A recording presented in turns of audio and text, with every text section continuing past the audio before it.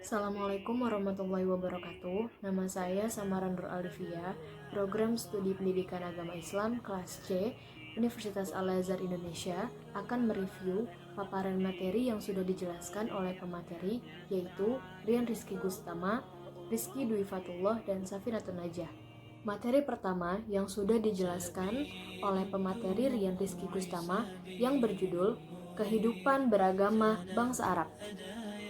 Sebelum kedatangan Islam, mayoritas bangsa Arab masih mengikuti dakwah Nabi Ibrahim alaihissalam dan putranya Nabi Ismail alaihissalam, yaitu menyembah Allah dan mentauhidkannya. Setelah beberapa lama, akhirnya mereka lupa ajaran tauhid. Hingga muncul Amr bin Lu'ay, yaitu seorang pemimpin Bani Khuza'ah. Dikenal juga sebagai ulama besar dan wali yang sangat disegani. Pada suatu ketika, ia mengadakan perjalanan ke Syam, dan di sana ia melihat penduduk Syam yang sedang menyembah berhala, dan ia menganggap bahwa itu adalah suatu hal yang baik. Apalagi Syam pada saat itu terkenal tempat para rasul dan turunnya kitab. Maka dia pulang dengan membawa berhala dan meletakkannya di dalam Ka'bah. Setelah itu, dia mengajak penduduk Mekah untuk menjadikan sekutu bagi Allah. Hingga saat itu, bagi penduduk Arab, tradisi tersebut atau penyembahan berhala adalah sesuatu hal yang baik dan tidak mengubah ajaran Nabi Ibrahim alaihissalam dan Nabi Ismail alaihissalam. Disebutlah tokoh penyembah berhala, yaitu Amr bin Lu'ay. Ketika Rasulullah SAW menaklukkan Mekah, beliau menghancurkan berhala-berhala itu. Berikut agama bangsa Arab sebelum kedatangan Islam. Yang pertama, agama Yahudi. Yang kedua, agama Nasrani. Yang ketiga, agama Majusi. Dan yang terakhir, agama Syabi'ah. Dengan materi pertama, selanjutnya saya akan melanjutkan review materi kedua yang telah dipaparkan oleh Rizky Dwi Fatullah yang berjudul Kondisi Politik, Sosial, dan Ekonomi pada Zaman Jahiliyah. Kondisi politik. Politik dalam bahasa Arab dikenal dengan istilah siyasah. Karena itu, di dalam buku-buku para ulama, salafus sholih dikenal istilah siyasah syariah. Ada 3 wilayah yang berdekatan dengan negeri asing. Dan kondisi politik pada saat itu sangat menurun. Tidak ada perubahan yang terlihat. Politik tidak maju karena mereka banyak sekali membuat golongan-golongan. Dalam pembayaran upeti misalnya, harus seseorang yang mempunyai harta wajib membayarnya, sekalipun budak yang mempunyai harta wajib membayarnya. Inilah bentuk pemerintahan yang zolim, karena mereka dimanfaatkan untuk bekerja keras dan menghasilkan uang bagaimanapun caranya. Dalam realitas bahasa Arab, dikatakan bahwa ulil amri mengurusi yasusu rakyatnya saat mengurusi urusan rakyat, mengaturnya dan menjaganya. Artinya, bagaimana mungkin kondisi rakyat akan baik bila pemimpinnya rusak? Kondisi sosial. Kaum bangsawan mendapat kedudukan terpandang dan memiliki otoritas serta pendapat yang harus didengar. Gaya hidup masyarakat Arab jahiliyah bercampur baur antara kaum laki-laki dan perempuan, dan kehidupan mereka jauh dari akal sehat.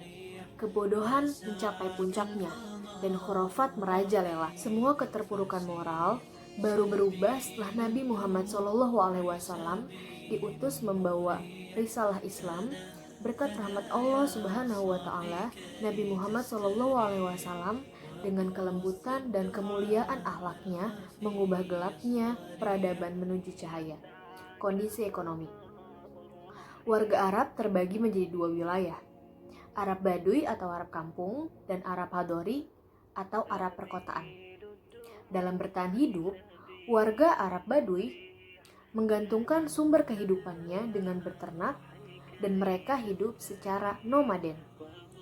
Dan warga Arab perkotaan memiliki 2 bagian, yaitu yang tinggal di wilayah subur dan sumber kehidupannya adalah pertanian. Namun ada juga yang di bidang perniagaan, terutama mereka yang tinggal di Mekah.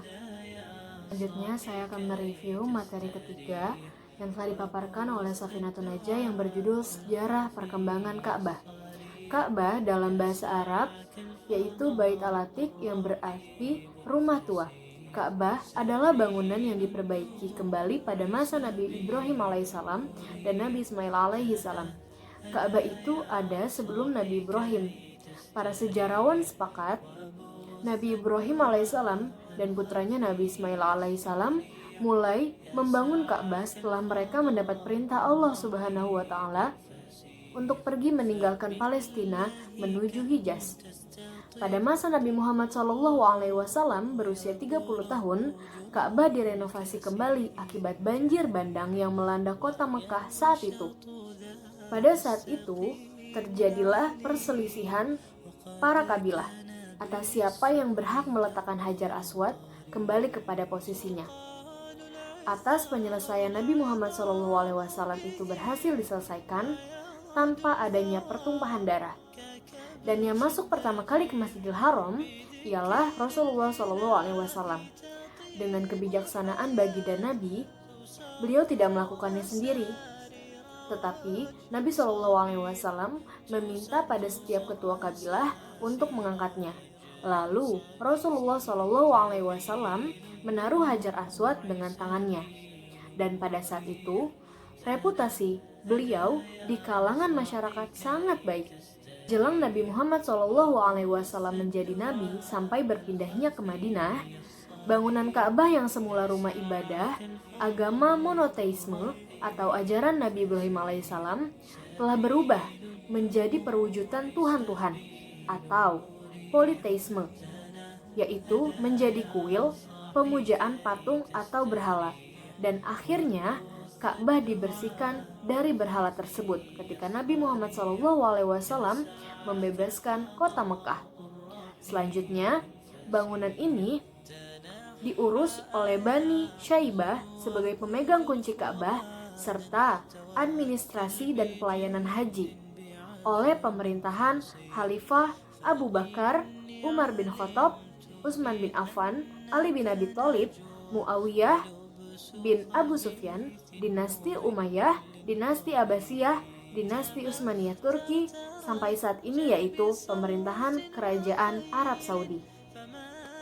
Posisi bangunan Ka'bah. Pada awalnya, bangunan Ka'bah terdiri atas 2 pintu dan letak pintunya ada di atas tanah. Tidak seperti sekarang yang pintunya terletak agak tinggi. Pada saat Muhammad SAW belum diangkat menjadi Rasulullah, pada saat itu renovasi Ka'bah yang dilakukan kekurangan biaya, maka dibuat hanya 1 pintu. Adapun bagian yang tidak dimasukkan, yaitu dinamakan Hijr Ismail, atau yang diberi tanda setengah lingkaran pada salah satu sisi Ka'bah. Mungkin cukup sekian pemaparan materi yang sudah saya jelaskan. Kurang lebihnya mohon maaf. Wassalamualaikum warahmatullahi wabarakatuh.